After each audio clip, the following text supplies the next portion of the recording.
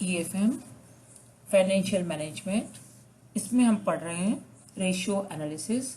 उसमें से आज हम पढ़ेंगे एक्टिविटी और इफिशिएंसी रेशियोज, क्रियाशीलता या कार्यकुशलता अनुपात।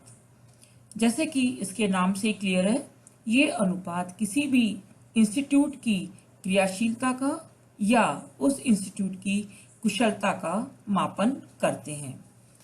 इन अनुपातों की गणना का प्रमुख उद्देश्य क्या होता है?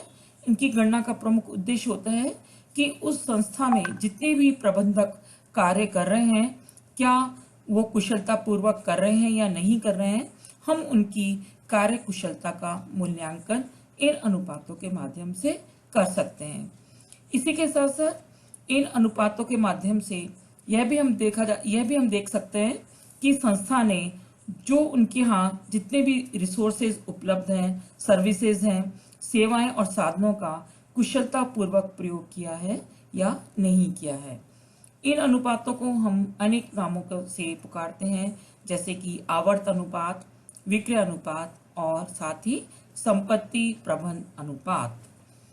Activity ratios are computed to evaluate the efficiency with which the firm manages and utilizes its assets.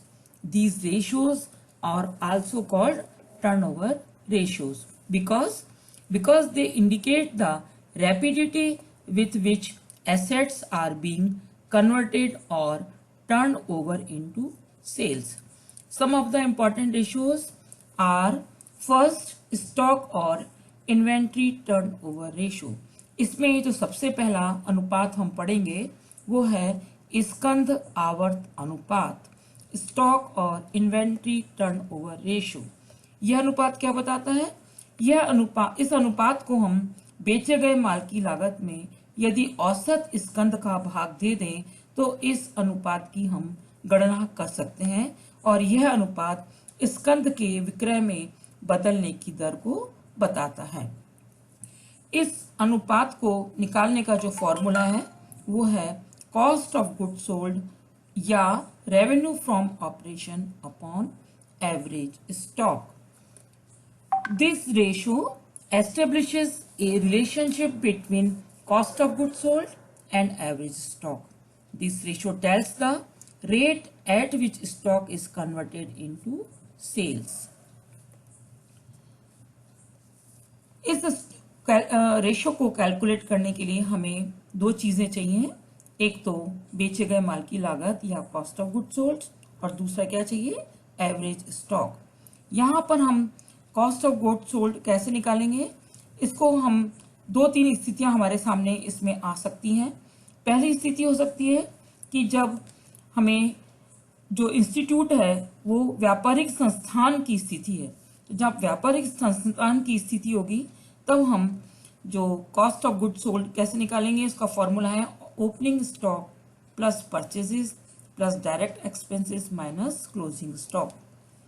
यदि कोई मैन्युफैक्चरिंग कंसर्न है, निर्माणी संस्थान है, तब हम कैसे निकालेंगे cost of goods sold?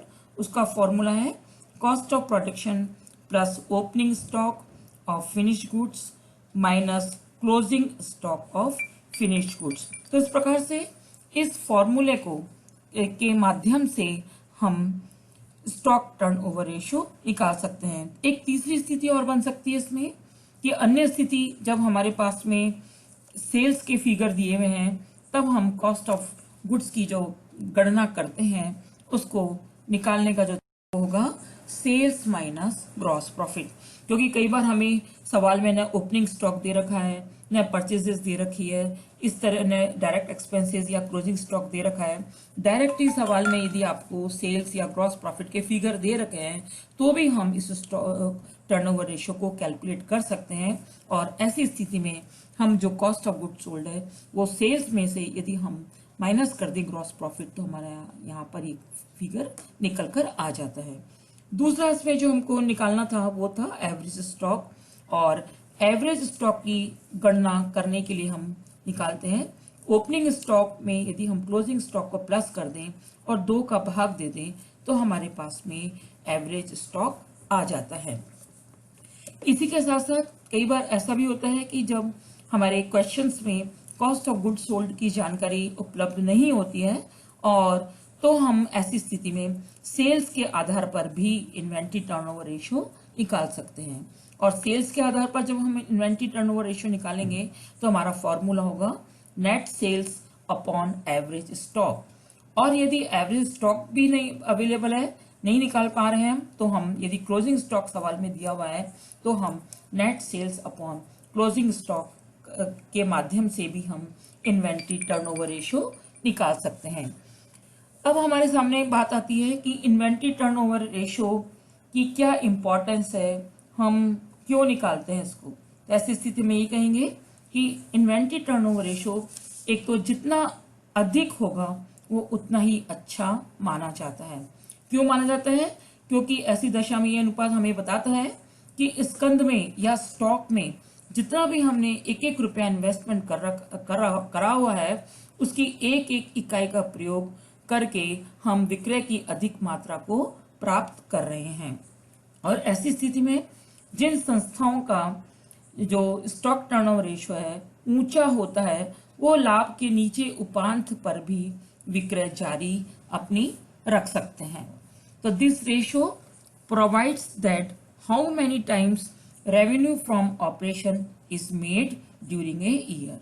Higher ratio shows that more revenue from operation is being produced by a unit of investment in stocks. Companies in which the stock turnover ratio is high generally work on comparatively low margin of profit. इस ratio के बारे में कोई ideal नहीं बता रखा है कि ये रेशो कितना होना चाहिए, कि ये इसकी प्रमाणित दर क्या हो सकती है, क्योंकि ये हम निर्धारित नहीं कर सकते।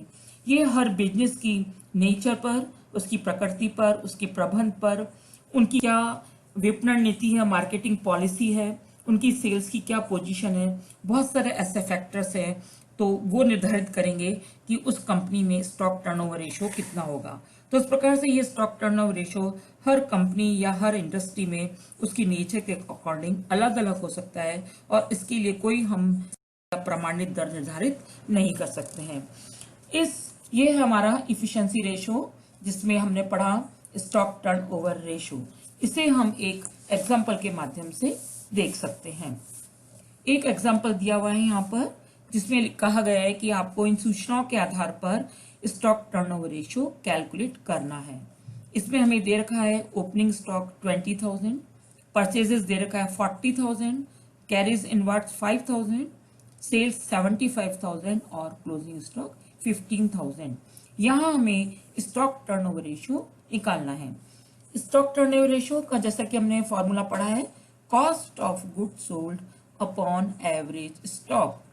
अब यहाँ पर हमें कॉस्ट ऑफ गुड्स सोल्ड निकालना पड़ेगा और एवरेज स्टॉक भी कैलकुलेट करना होगा। सबसे पहले हम करेंगे cost of goods sold calculate करेंगे। इसके लिए फॉर्मूला हम पढ़ चुके हैं, opening stock plus purchases plus carries inverts minus closing stock. यहाँ पर ओपनिंग स्टॉक है 20,000 plus purchases 40,000 plus carries inverts 5,000 और माइनस क्लोजिंग स्टॉक 15,000। तो इस तरह से हमारा कॉस्ट ऑफ गुड्स सोल्ड हुआ 50,000 रुपीज। अब हम निकालेंगे एवरेज स्टॉक। एवरेज स्टॉक का फॉर्मूला है opening stock plus closing stock divided by 2। हमें क्वेश्चन में दे रखा है opening stock 20,000 plus closing stock दे रखा है 15,000, ये हो गया हमारा 35,000 डिवाइडेड बाय 2।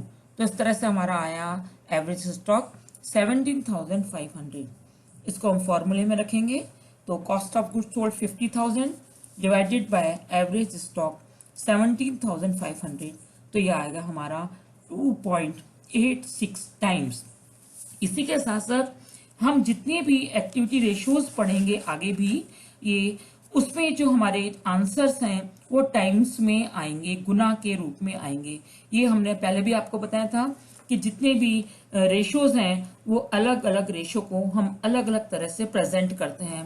कुछ रेशियोज हम परसेंटेज में प्रेजेंट करते हैं किसी आंसर, कुछ रेशियोज के आंसर 2:1, 1:1 इस तरह से आते हैं। लेकिन जितने भी हमारे एक्टिविटी और इफिशिएंसी रेशियोज होंगे उन सभी के जो हमारे सॉल्यूशन में जो आंसर आएंगे वो टाइम्स में आएंगे और हम यहाँ पर लिखेंगे 2.86 टाइम्स। इसका मतलब क्या है कि ये हमारे 2.86 गुना है। Thank you.